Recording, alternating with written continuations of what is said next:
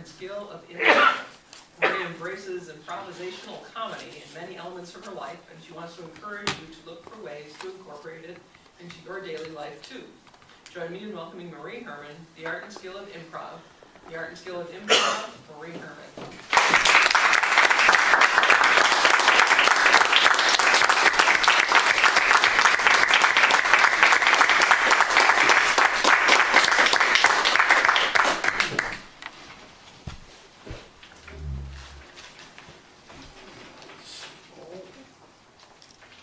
Good morning, fellow Toastmasters.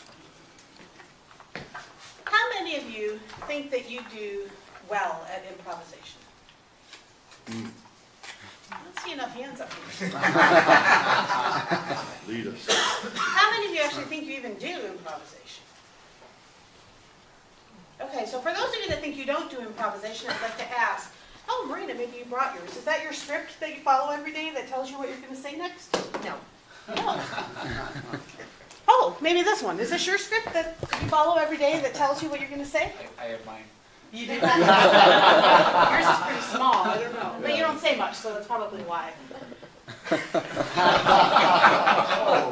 All of us practice improvisation every single day. Whether we think we do or not, we do. Now, if you tell people, oh, I'm going to take an improvisation class, they're going to look at you and say, oh, you know what? I can totally see you doing stand-up comedy. But that's not what improv is.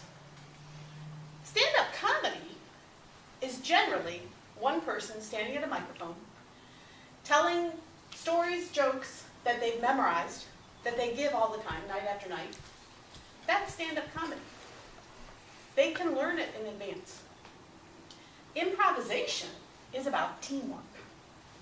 It's about interacting with other people and building on other people's ideas. And there's a lot of principles that go into improvisation, and I'm just going to cover some of them today. And I've summarized them here. Be now, yes, yes and, no, no, and be one. So everyone got that? Clear? I can be done now? Don't need anything else. So let's take a look at what some of these are.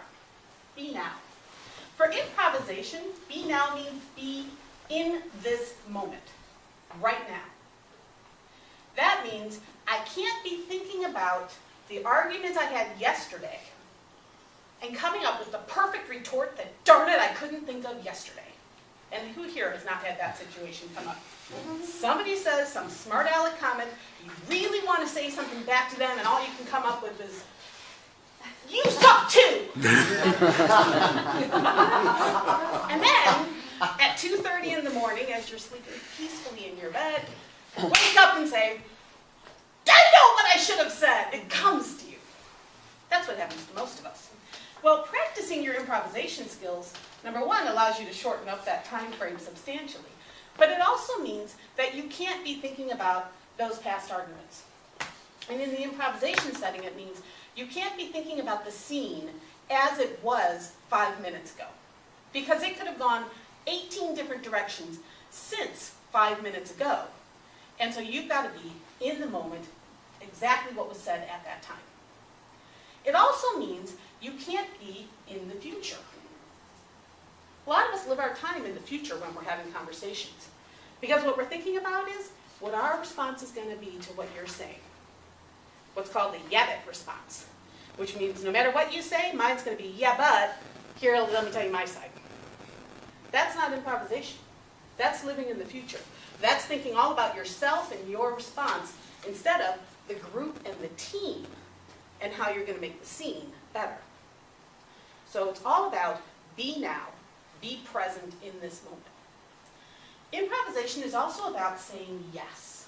And one of the things that I love about improvisation, and my husband and I both practice it in a lot of goofy ways throughout our lives, is that it actually does apply in every area of your life. And saying yes is one of those areas. It means you have to be open and be accepting no matter what is thrown at you. So in a typical improv setting, it might be, what's your profession? Oh, they're a kindergarten teacher. Okay, where do they teach? In a beautiful aquatic paradise. And then you realize that they're actually the teacher of a school of fish instead. Maybe that wasn't what it started out to be, but that's what it evolved in that moment. And you have to accept that. You can't say, I'm not a kindergarten teacher. I've never taught kindergarten. I don't know what kindergarten teachers do. I don't have any idea how to act like a kindergarten teacher. You can't do that in improv. You have to be the kindergarten teacher if that's what they tell you you are.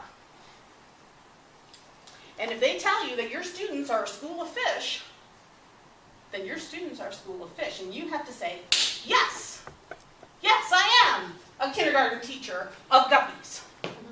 I am. That's part of being in the moment, being accepting, and being in the now. But it's not enough to just say yes. Because what happens if I say yes and do nothing further? I'm a kindergarten teacher. Okay, I'm a kindergarten teacher.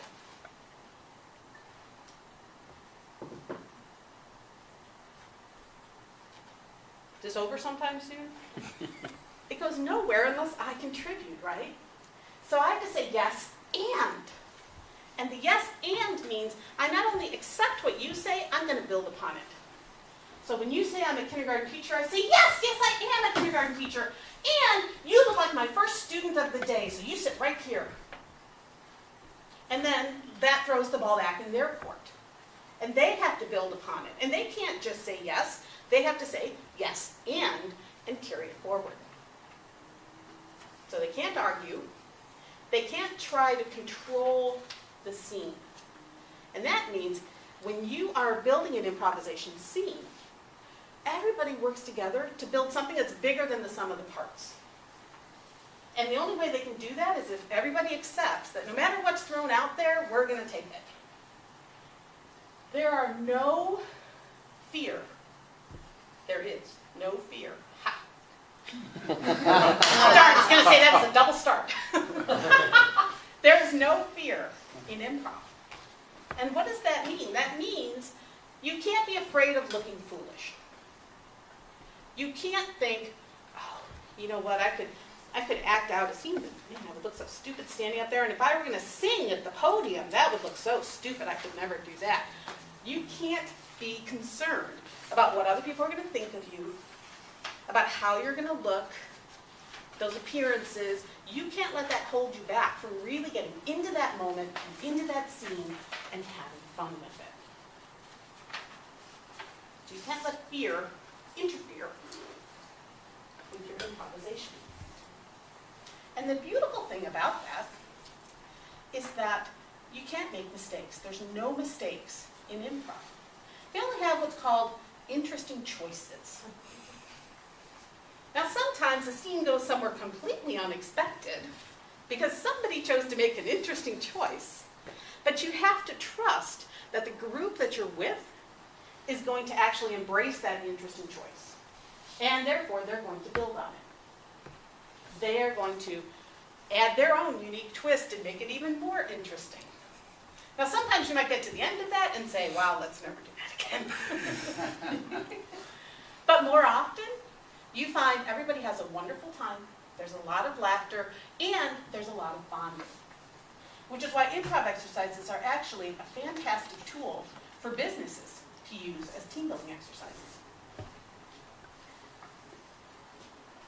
The final thought with the principles of improv that I want to cover today is to be one. And that means you have to be one with the group. It's all about teamwork. It's all about having a group mind. No one person decides, well, we're going to make this scene about a school in Russia at a nuclear training facility at a da-da-da-da-da. No one person in the group decides that. The group collectively, by building on each other's ideas, comes up with what the actual scene is going to be. And so that really teaches you how to interact with people every day, how to be receptive to what they throw at you, how to be in that moment and be ready to go at any time, how to say yes, and not only say yes, but say yes and, how to throw away your fear, trust your coworkers, trust the people you're dealing with, and how to know that you're not going to make any mistakes. And if you don't make any mistakes, then you really don't have to worry, right, about what you're going to say or do. And then ultimately, the whole team together builds collectively something that's greater than the sum of its parts. Now you are all going to have the opportunity to practice these skills, because 2 weeks from today, this meeting is going to be an all improv meeting.